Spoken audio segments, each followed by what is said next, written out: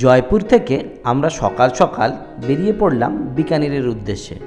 জয়পুর থেকে বিকানিরের দূরত্ব 334 কিলোমিটার, সময় লাগে 7 ঘন্টা। ডাইরেক্ট ক্যাব এখানে সব থেকে বেস্ট অপশান। ভাড়া পার ডে 4000 থেকে 4500 টাকা। ক্যাবের ফোন নাম্বার আমি শেয়ার করলাম, দরকার হলে নিশ্চয়ই দেখে নিতে পারেন। সরাসরি বিকানির না পৌঁছে আমরা এখন চলে আসছি পুষ্করের উদ্দেশ্যে। যদি আজমের শরীফ ও পুষ্কর যাওয়ার প্ল্যান থাকে তাহলে সকাল সকাল ট্রেনে করে পৌঁছে যান আজমের শরীফ এবং পুষ্কর। সব দেখে নিয়ে দুপুরে ট্রেন ধরে চলে আসুন বিকানিরে। ট্রেনের ডিটেল আমি শেয়ার করলাম, হয়তো আপনাদের তা কাজে লেগে যাবে। পুষ্কর লেকেতে রয়েছে প্রায় 52টি ঘাট এবং 300টি মন্দির।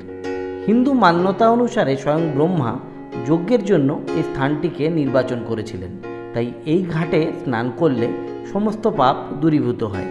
রয়েছে শ্রী ব্রহ্মার একটি মন্দির এবং এটিই পৃথিবীর একমাত্র স্থান যেখানে ব্রহ্মার মন্দির রয়েছে। এরপরেই আমরা উপস্থিত হলাম আজমের শরীফে। কিছুক্ষণ সেখানে কাটিয়ে নিলাম। তারপরে আমরা চললাম কিছু ডেজার্ট অ্যাক্টিভিটির উদ্দেশ্যে। ডেজার্ট অ্যাক্টিভিটির জন্য কিছু লোকাল ট্রাভেল এজেন্টের নাম্বার আমি শেয়ার করলাম, প্রয়োজন হলে দেখে নিতে পারেন। মাথাপিছু খরচ 400 টাকার কাছাকাছি। এরপর আমরা আবার চললাম বিকানিরের উদ্দেশ্যে। জয়পুর থেকে বিকানিরের কিন্তু বেশ কিছু বাস সার্ভিস রয়েছে। রেড বাস বা অন্যান্য অ্যাপ থেকেও বুক করে নিতে পারেন। ভাড়া মোটামুটি 350 টাকার থেকে শুরু হয়। রাজস্থান মানেই কিন্তু ইতিহাসের হাতছানি, আর সেই ইতিহাসের হাতছানিকে সঙ্গে করেই আমরা এখন পৌঁছে গেছি বিকানিরে। বিকানিরে আপনারা কিভাবে আসবেন, কোথায় থাকবেন আর কী দেখবেন, সব কিছু নিয়ে রইলই ভিডিও।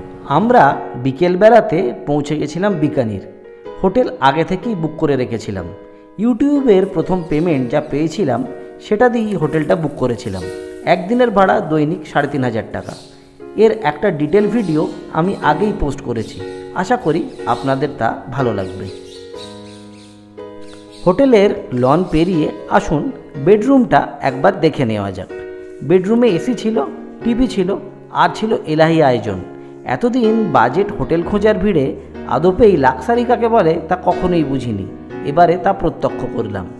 এটি ছাড়াও আরও বেশ কিছু হোটেলের ফোন নাম্বার আমি শেয়ার করলাম, যদি আপনাদের দরকার হয় নিশ্চয়ই দেখে নিতে পারেন। সকাল সকাল আমরা সামান্য ব্রেকফাস্ট করে নিয়েই আমরা পৌঁছে গিয়েছিলাম জুনাগড় ফোর্টের সামনে।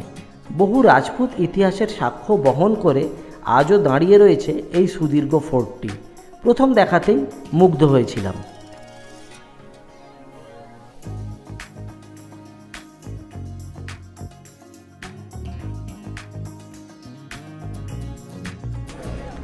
চলে এসেছি জুনাগড় ফোর্টের সামনে। এবার আমরা এই ফোর্টের সঙ্গে জড়িয়ে থাকা যে বিস্তীর্ণ ইতিহাস রয়েছে সেটা একবার ভালো করে জেনে নেব। সেই সঙ্গে একটা ভালো ইনফরমেশন আপনাদের জন্য দিয়ে রাখতে চাই, এই ফোর্টে কিন্তু ফ্রিতে আপনাদেরকে গাইড করানোর সম্পূর্ণ ব্যবস্থা রয়েছে। ফোর্টে এসে টিকিট কাটার পর আপনারা একটা গ্রুপ বানিয়ে সেই গাইডের সাহায্য নিতে পারেন। তো আসুন দেখে নিই কীভাবে আপনাদের এই গাইডটা করানো হয়, সেই সঙ্গে এর সঙ্গে জড়িয়ে থাকা সমস্ত ইতিহাসের পরিচয় আসুন করিয়ে দেওয়ার চেষ্টা করি। টিকিট কেটে ঢালু প্রবেশপথের মধ্যে দিয়ে প্রবেশ করলাম এই ফোর্টে। প্রবেশপথের নজরদারি ও রাজকর্মচারীদের গতিবিধি লক্ষ্য করার জন্যই এই অংশ ব্যবহার করা হতো। ঢালু পথের গুরুত্ব একটাই ছিল, তা হলো গাছের গুঁড়ি বা গরম তেল ফেলে শত্রুর গতিরোধ করা। পরের অংশটির নাম হোলিচক। রাজা এবং রানীদের হোলি খেলার জন্য এই জায়গাটি ব্যবহার করা হতো। ইটালিয়ান মার্বেল দিয়ে তৈরি জায়গাটিও বেশ দৃষ্টিনন্দন। ফোর্টের এই অংশটির নাম হচ্ছে জোরাওয়ার চক। রাজা জোরাওয়ার সিং এই অংশটি তৈরি করেছিলেন। সাধারণত বিবাহ অনুষ্ঠানের জন্য এই অংশটি ব্যবহার করা হতো। বহু মুঘল এবং রাজপুত সংঘর্ষের সাক্ষ্য বহন করে চলেছে এই ফোর্টটি। তাই রয়েছে বিশাল বিশাল অস্ত্রাগার, তোপখানা এবং রয়েছে দ্বিতীয় বিশ্বযুদ্ধে ব্যবহৃত বহু অস্ত্রশস্ত্র।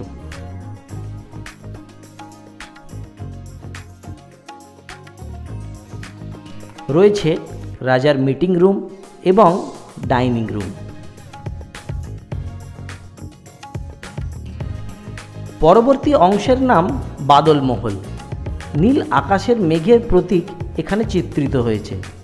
এই মহলের মধ্যে বিভিন্ন দেওয়ালের অংশ দিয়ে বয়ে যেত শীতল জল এবং মহলের ছোট্ট শিশুরা প্রবল গরম থেকে যাতে নিষ্কৃতি পেতে পারে তার জন্যই তৈরি হয়েছিল এই বাদল মহল। রয়েছে রাজার নিজের শয়নকক্ষ। বিছানাটি এমনভাবেই তৈরি করা হয়েছিল যার নিচে কোনো মানুষ লুকিয়ে থাকতে পারত না। ওই ছোট বিছানায় রাজার পাও থাকতো সর্বদা মাটিতে, যাতে ঘুমের মধ্যে রাজা সজাগ থাকতে পারেন এবং দ্রুত বিছানার থেকে উঠে পড়তে সক্ষম হন। সব কিছু দেখে নিয়ে ধীরে ধীরে চলে এলাম গেটের সামনে। আগে এখানে দুটি বিশালাকার হাতি পাহারাদারের ভূমিকায় অবতীর্ণ হতো। সেই রাজা আর রাজত্ব আর কোনোটাই নেই, তাই আমাদের দুটো সিমেন্টের হাতি দেখে মনের ক্ষুধা নিবারণ করতে হলো। পরের গন্তব্য শ্রী লক্ষ্মীনাথ মন্দির।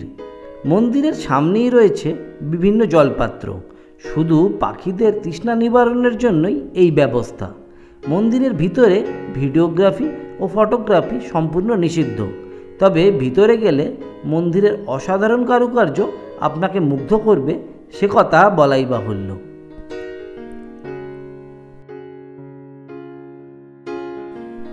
এরপরে স্টেশনের সামনে থেকে একটু লাঞ্চ সেরে নিয়ে এগিয়ে চললাম আমাদের পরবর্তী গন্তব্যের উদ্দেশ্যে।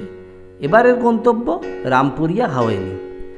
1500 শতকে এই হাভেলি নির্মাণ করেছিলেন বালুজি চালভা নামে এক ব্যবসায়ী।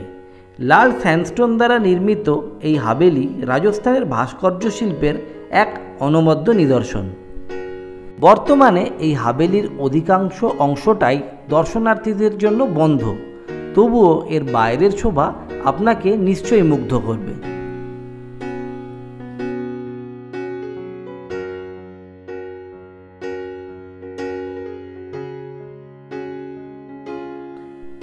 এবার আমরা এগিয়ে চললাম কার্নি মাতা মন্দিরের উদ্দেশ্যে। বিকানির থেকে এই মন্দিরের দূরত্ব 37 কিলোমিটার। অটো ভাড়া লাগে মোটামুটি 800 থেকে 900 টাকা।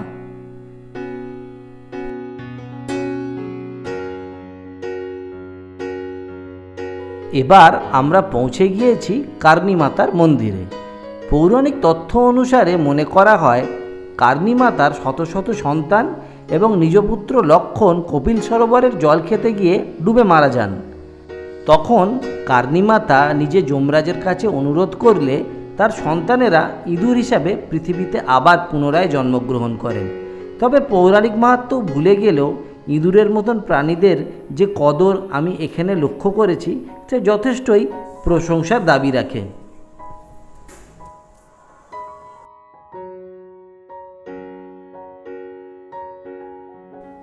মন্দিরের ভাস্কর্য শিল্প আপনাকে অবশ্যই মুগ্ধ করবে। সেই সঙ্গে ভেতরে রয়েছে হাজার হাজার ইঁদুরের দর্শন। বহু শতাব্দী ধরেই যা এখানে অত্যন্ত সযত্নে পালিত হয়ে চলেছে। কিছুক্ষণ এই ইঁদুরগুলোর দুষ্টুমি দেখে নিয়ে এবার ঘরে ফেরার পালা। দিগন্তের সূর্যকে পিছনে ফেলে আমরা এগিয়ে চললাম জয়সালমীরের উদ্দেশ্যে। আর বিকানিরের খরচের ডিটেল আমি শেয়ার করলাম। খুব তাড়াতাড়ি আবার দেখা হবে পরের ভিডিও নিয়ে। আর এবারের গন্তব্য জয়সালমীর।